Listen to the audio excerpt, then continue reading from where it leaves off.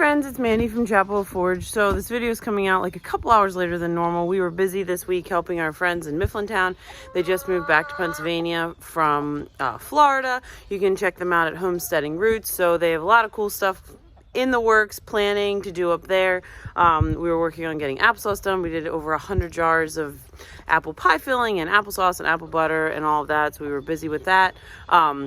Anyway, today I want to talk to you about how to get free food for your animals. Obviously, grain costs have gone way up.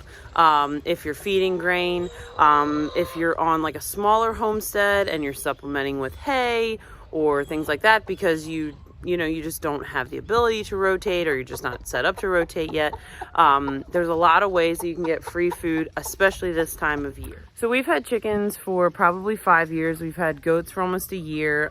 We've had turkeys, whatever. We've had guineas, things like that. The goat does not go through that much grain. I mean, I only give her like 2 to 3 cups a day, so she doesn't go through it that quickly. Chicken feed I can definitely go through a lot faster. I probably go through 4 50-pound bags a week usually. I would say I have a good bit of chickens, laying chickens. So when this time of year comes, I get really excited because everybody has pumpkins and gourds and straw bales and corn shocks. Christmas trees are going to be coming down the pike here soon, wreaths, all of that kind of stuff. And this is a great way to get free food and free bedding for your animals. So this is our little display that the kids did with my mom.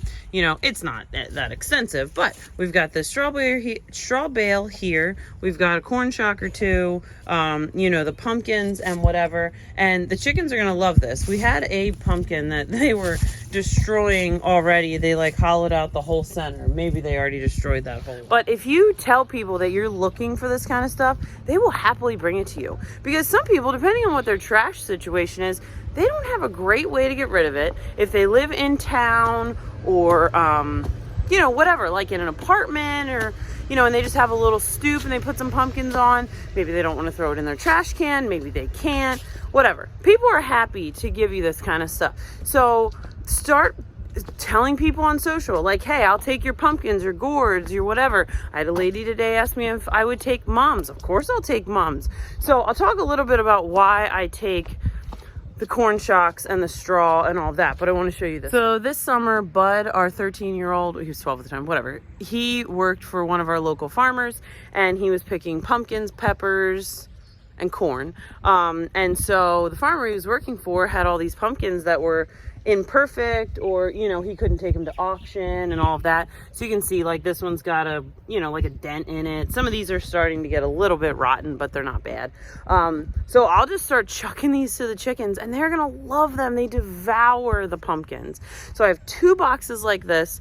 I had put a post up on Facebook and Instagram probably 2 weeks ago. I put it up again today, so we're at the beginning of November.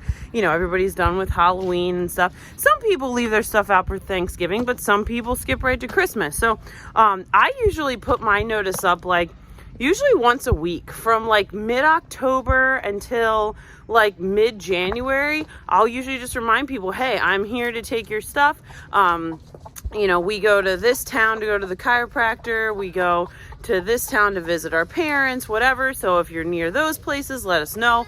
We'll be happy to come get them. A lot of times too, people are very generous. A lot of times they will just drop them off. Last year we had a friend who, she lives down the road from us, and she went around and picked up all the Christmas trees in her neighborhood and just brought them over. It was so nice. We came home one day and we had 20 Christmas trees sitting out the driveway. So the Christmas trees we feed to the goats. The goats love Christmas trees. They love wreaths, any of that kind of stuff. Chickens, like I said, pumpkins and gourds. Now, things like mums, straw bales, hay bales, corn shocks, whatever, all that kind of stuff, I put down as our bedding. So we do a carbon diaper system in our chicken run. So my parents just cleaned out their yard. I know they don't spray their yard.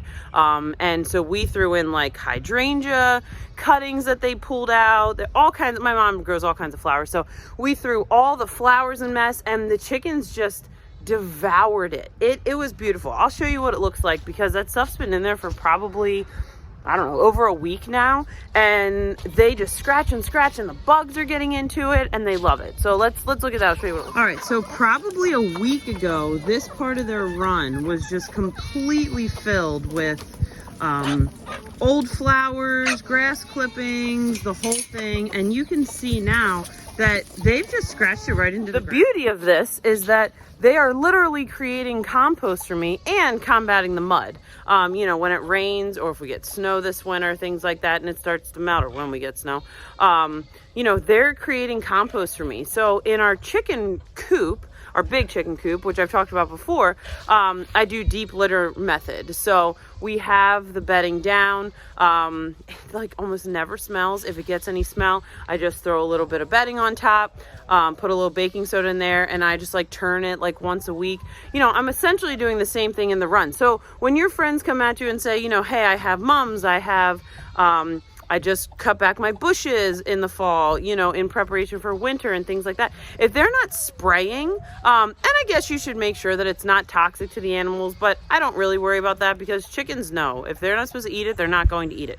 I literally feed my chickens everything, and I've never had one just spontaneously die because they ate something they weren't supposed to, because they're not dumb. They're not going to eat it if they're not supposed to. So start asking your friends for their pumpkins, gourds, mums, corn shocks, any flower cuttings, Christmas trees, wreaths, the whole thing.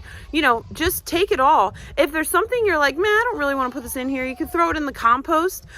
If you don't have animals, you know, this is a great way to just build garden soil. If you're not into animals, but you love growing a garden, you know, you could add the straw or the hay to your compost. Obviously flower cuttings and grass clippings and things like that. You should be mindful of who's spraying what. And obviously, like when I get pumpkins from people, I don't know that the farmer sprayed or didn't spray. I guess I can't worry about every single little thing. I've been feeding my chickens old pumpkins for the last probably 3 years, and everyone has always been fine. So I hope this was helpful. I know it was just a quick video, but I just wanted to give you my tips for getting free food, especially this time of year. It's like prime time of year to get in there and get the free food and supplement your feed bill. Have a great day, guys.